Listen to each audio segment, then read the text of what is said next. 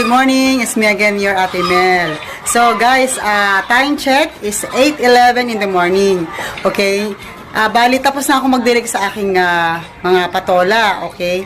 Then, you know guys, na-surprise ako kasi ang dami na agad uli niyang bunga ng patola. So, I think it's time na uli na mag-harvest tayo.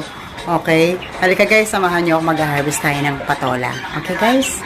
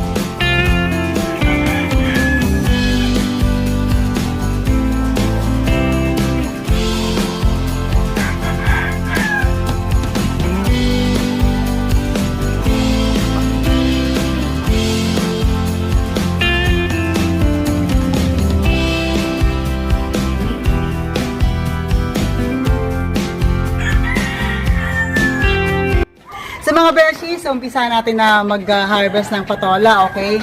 So nakita nyo naman, talagang very healthy yung patola ko, ang kapal-kapal. So ang tibay talaga niya kasi ang daming bagyo nagdaan o dumaan, pero andyan pa rin siya, nakatayo pa rin, at saka namumunga pa rin siya, tingnan, ang daming bulaklak.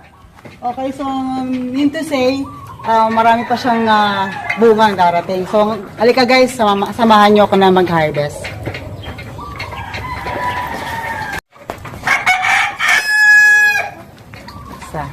Na.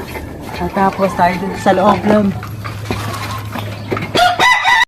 Ang taas.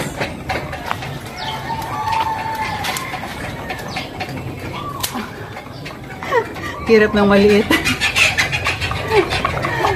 Sige, dito tayo sa loob. Nasa tayo. Sige. Apa? Ito oh. Kata mo?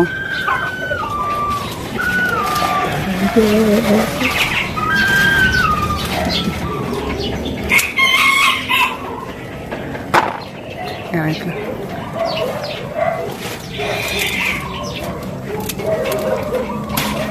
Ayan isa. Sa kabila ako naman. Ano ba?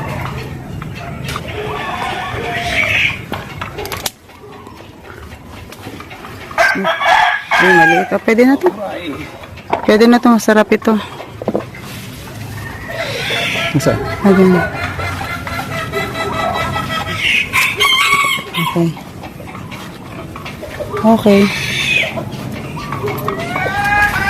Sa kabila.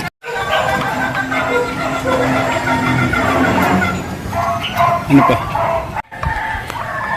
Sa mga beshies, ito na ang ating na-harvest. Tingnan nyo naman guys, ang dami, diba? Ang dami. Magluluto na naman ako ng ginisang patola with miswa at with giniling. Okay, paborito nila yan. Guys, pwede ang gagawin ko, bibigyan ko yung kapitbahay namin. Okay, suki namin sa tindahan. So guys, ang fresh na fresh siya. Oh, sino naman? Fresh from the farm. Fresh from talaga, from our vegetable garden. So guys, hanggang dito na lang si Ate Mel, okay? At may pupuntahan pa sa Ate Mel dito ng palengke. So, palagi mag-iingat, okay? At i-update ko kayo in my next video, okay guys?